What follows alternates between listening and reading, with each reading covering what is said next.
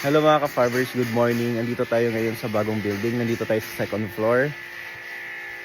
Kung saan ginagawa pa rin, tinatapos nila yung paggawa ng mga cages para malipat na natin dito yung mga loman chicken natin.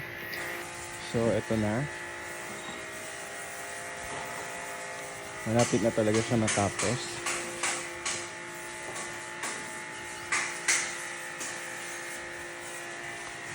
So, ayan.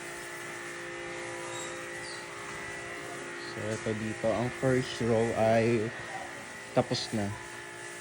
So, lalagyan na lang siya ng feeder and waterer. Second row.